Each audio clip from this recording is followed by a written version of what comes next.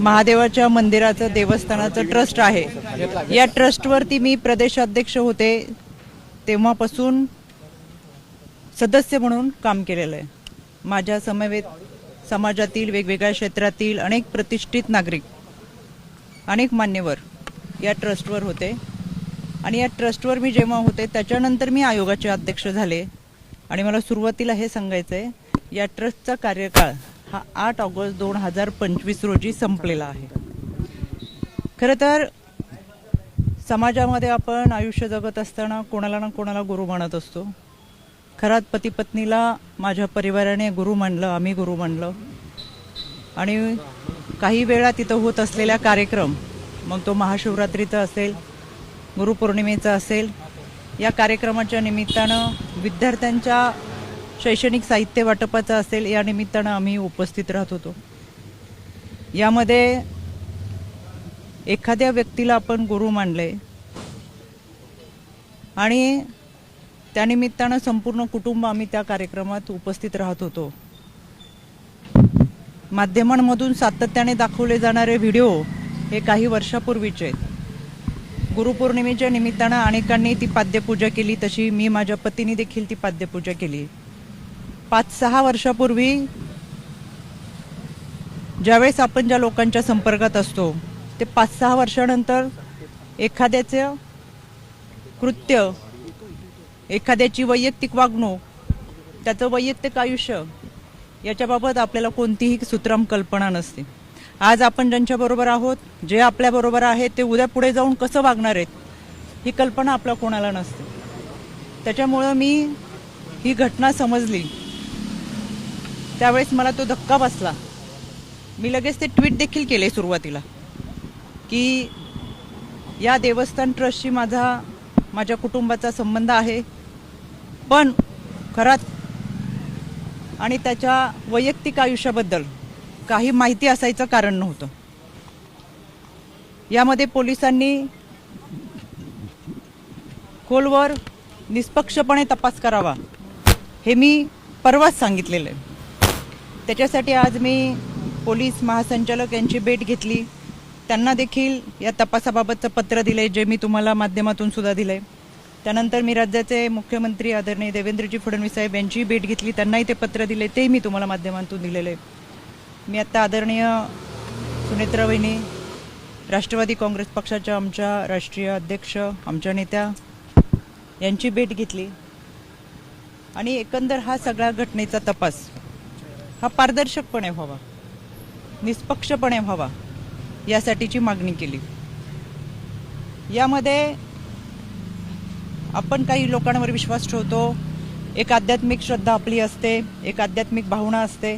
माझं संपूर्ण कुटुंब हे वारकरी कुटुंब आहे, त्याच्यामुळे आमची जी श्रद्धा होती ती आध्यात्मिक दृष्टिकोनातून होती आणि म्हणून आम्ही कुटुंब ह्या देवस्थानशी जोडलं होतं।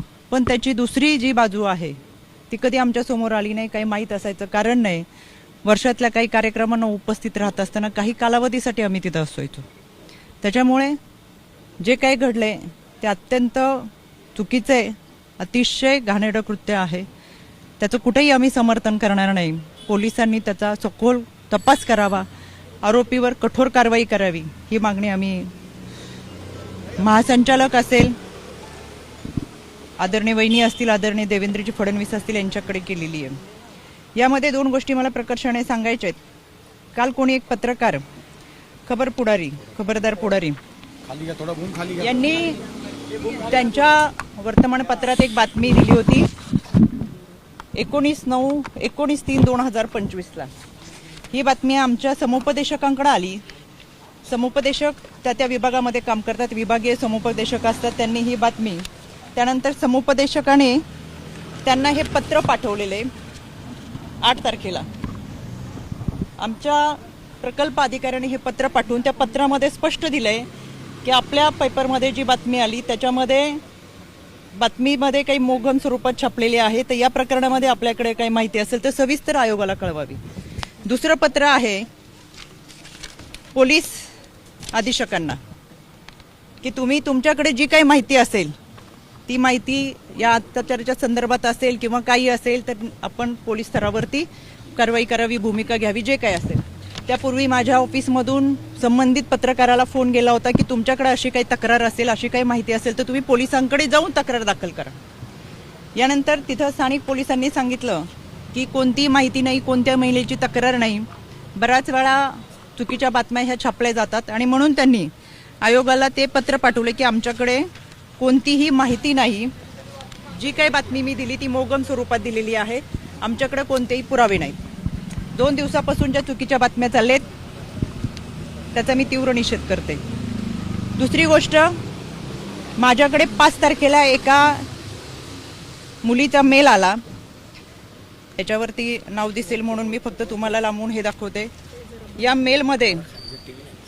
या संबंधित मेलमध्ये त्या मुलीने खरातच्या ऑफिसमध्ये पूर्वी काम करणाऱ्या एका माणसाच्या संदर्भात तक्रार होती. खरातचा यामध्ये कुठेही उल्लेख नव्हता.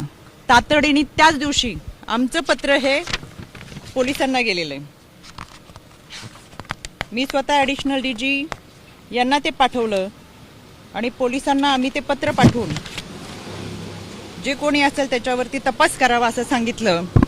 त्याची हेअरिंग सुद्धा हे पोलिसांचं पत्र. या तपासाची हेअरिंग 17 तारखेला माझ्या आयोग कार्यालयात लागली.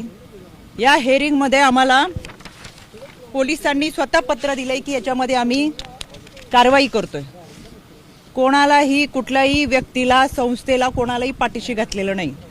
पण तोपर्यंत खरातचं कुठेही नाव नव्हतं, पण त्यांच्याकडे काम करणाऱ्या माणसाचं नाव याच्यामध्ये होतं, तरी आम्ही कारवाईचे आदेश दिले होते. त्या अनुषंगाने आम्हाला तेजस्वी सातपुते त्यांचं पत्र आहे की आम्ही याच्यामध्ये कारवाई करतोय. हे पत्र आहे आम्हाला 17 तारखेला. 17 तारखेला यामध्ये जी तक्रार होती ती एका महिलेची कार्यालयामध्ये पूर्वी काम करणाऱ्या एका मुलाच्या संदर्भात होते.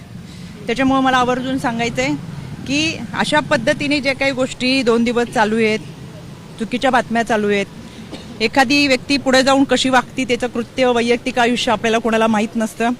आम्ही जोडलो होतो तर मी पहिल्याच दिवशी ट्विट करून सांगितलं, हो आम्ही संस्थानाशी जोडलेलो होतो, देवस्थान ट्रस्टमध्ये होतो. ते फोटो माझ्या आहेत. अनेक वर्षापूर्वीच्या आमच्या कुटुंबाबरोबरचे फोटो तिथं होते आणि एखाद्या गुरुची, पती पत्नीची पाद्यपूजा करत असताना गुरुपौर्णिमेच्या दिवशीचे फोटो आहेत. विशेष म्हणजे अनेक लोकांचे फोटो याच्यामध्ये आहेत. पण केवळ महिला म्हणून ज्या पद्धतीचं सॉफ्ट टार्गेट गेले 2 दिवसामध्ये करतात ते अत्यंत चुकीचं आहे. काही जणांनी पत्रकार परिषद घेऊन सातत्याने चुकीच्या बातम्या पसरवण्याचा प्रयत्न केला. कुणीतरी त्यांच्या आजच्या बातमीत दाखवलं 2 सप्टेंबरचा फोटो आहे.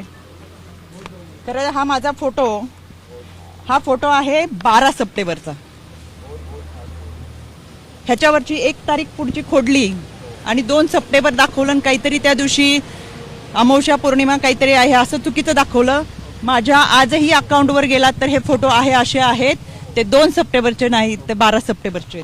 दुसरी गोष्ट, 2 सप्टेंबरला आदरणीय अजितदादांच्या दौऱ्यात आम्ही होतो. हा माझा 2 सप्टेंबरचा फोटो आहे. 2 सप्टेंबरला हा फोटो झाल्यानंतर कुठेही माझ्या हाताला जखम नाही. हा 3 सप्टेंबर 4 सप्टेंबरचा फोटो आहे. माझ्या या भागामध्ये अधिकाऱ्यांच्या समवेत रस्त्याची पाहणी, कुठेही हाताला जखम नाही. हा 4 सप्टेंबरचा आहे. आणि हा 5 सप्टेंबरचा फोटो आहे. कुठेही हाताला जखम नाही. कुठला दिवस होता, काय होता विधी तो माहीत नाही. आणि हा 6 सप्टेंबरचा आहे. कोणतीही हाताला जखम नाही. कायद्याच्या चौकटीतून ह्या सगळ्यांना आम्ही नोटिसा पाठवूच. चुकीच्या पद्धतीने बदनामी करणं, अश्लील टीका टिप्पणी करणं, खोटे नरेटिव्ह सेट करणं, खोट्या बातम्या प्रसारित करणं, या सगळ्यांच्या बाबत कायद्याच्या चौकटीतून प्रक्रिया नक्की करेल. मी परत सांगते, यामध्ये जी व्यक्ती होती ती दोषी आहेच, त्याच्यावर कठोर कारवाई झालीच पाहिजे. आपल्याला कोणत्याही व्यक्तीच्या वैयक्तिक आयुष्याबद्दल काही माहिती असायचं कारण नाही. आणि आज आपण ज्यांच्याबरोबर आहेत ते पुढे जाऊन 4 वर्षांनी 5 वर्षांनी काय करणार आहेत हे याची कल्पना आपल्याला नसते. त्याच्यामुळे या व्यक्तीवर कठोर कारवाई व्हावीच ही मागणी मी आज केलेली आहे. आणि या सगळ्या गोष्टींचा निष्पक्षपणे तपास व्हावा. त्याच्यामुळे मी आज राज्य महिला आयोगाच्या अध्यक्षपदाचा राजीनामा माझ्या नेत्या आदरणीय सुनेत्रा वहिनी यांच्याकडे मी सुपूर्द केलेला आहे. याबाबतचा जो काही निर्णय असेल तो आदरणीय वहिनी घेतील. आपल्याशी बोलण्यासाठी मी सविस्तर पुराव्यासहित पत्रकार परिषद घेईल.